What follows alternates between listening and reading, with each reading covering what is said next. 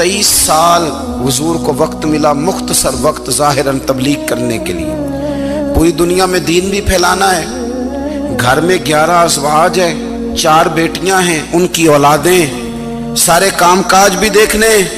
لیکن سیدہ طیبہ طاہرہ حضرت عائشہ صدیقہ رضی اللہ تعالیٰ عنہ فرماتی ہیں سارا دن تبلیغ کرتے، ہر غلام کے دکھ سنتے، گھر میں آتے تو اپنے گھر والوں کا خیال کرتے، کام میں ہمارا ہاتھ بٹاتے۔ قربان جاؤں، کہتی ہیں زمانہ سارا سو جاتا لیکن آمنہ کے لال مصلی بچھا لیتے۔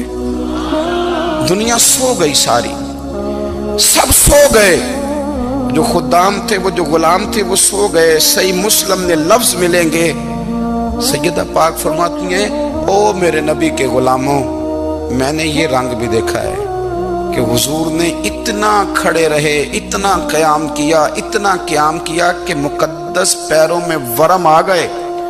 تو میں نے دیکھا کہ وہ نابینا ہے، آنکھوں سے نظر نہیں آتا، لوگ ان کے پاس دعائیں کرانے آ رہے ہیں، اور فرماتے میں نے عجیب حال دیکھا، بیمار ترین شخص ان کے سامنے آ کے بیٹھا، حضور میرے لیے دعا کر دیں۔ تو فرماتے انہوں نے دعا کے لیے ہاتھ اٹھائے تو وہیں اسی وقت میں نے دیکھا اللہ نے اس بندے کو شفا عطا فرمائی۔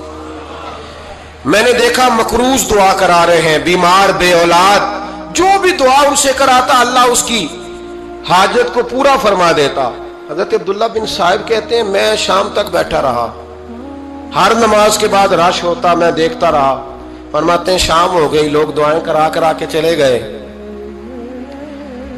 جب مغرب کا وقت ہوا تو نابینا تھے، پھر بھی مجھ سے کہنے لگے عبداللہ ساری دنیا نے دعائیں کرائی ہیں، تو نے نہیں کرانی، تو صبح سے بیٹھا ہے بس دیکھے ہی جا رہا ہے، تو نے نہیں کوئی دعا کرانی؟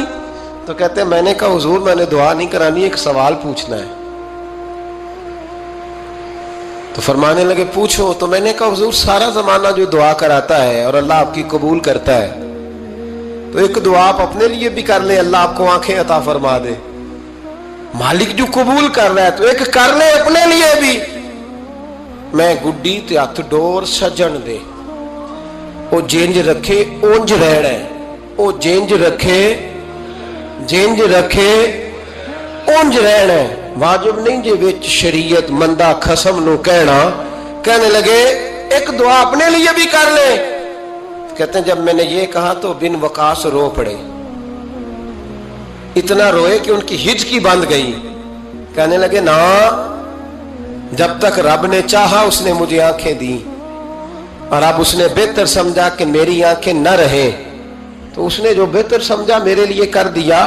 میرا مالک میرے حال سے آگاہ ہے، اور میرے مالک کی حکمت ہے، اس نے مجھے جس حال میں رکھا ہے۔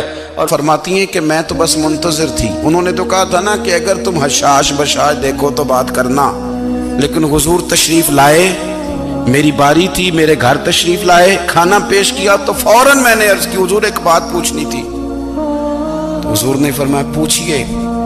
میں نے عرض کی حضور میرے بھائی عبداللہ ابن عمر کے بارے میں آپ کا کیا خیال ہے؟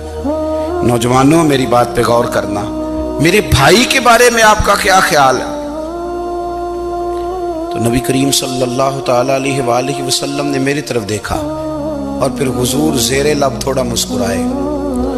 اور بریلی کے امام کہتے ہیں کہ حضور مسکرا دیتے تھے نا تو جو بڑا دکھی ہوتا تھا وہ بھی ہنس پڑتا تھا۔ اب سوال پیدا ہوتا تھا کہ پھر تو اس مسکراہٹ کے لیے انتظار کرنا پڑتا ہوگا کئی مہینے کہ حضور مسکرائیں تو رونے والے ہنسیں، تو اعلیٰ حضرت فرماتے نہیں، انتظار نہیں کرنا پڑتا، یہ مسکراتے رہنا تو حضور کی عادت ہے۔ جس کی تسکین سے روتے ہوئے ہنس پڑے، اس تبسم کی عادت پہ لاکھوں سلام۔ یعنی یہ تو عادت ہے حضور کی مسکراتے رہنا، اس کے لیے انتظار نہیں کرنا پڑتا۔ بھائیو آپ خیال رکھیں گے، غور کریں گے، حضرت عبداللہ ابن عمر رضی اللہ تعالیٰ عنہ کے بارے میں پوچھا تو سیدہ فرماتی ہیں کہ نبی کریم صلی اللہ تعالیٰ علیہ وسلم نہ زیر لب مسکرائے اور فرمایا حفصہ تیرا بھائی ہے تو اچھا، لیکن میں نے سنا ہے کہ عشاء کی نماز پڑھتا ہے تو فجر تک سویا ہی رہتا ہے،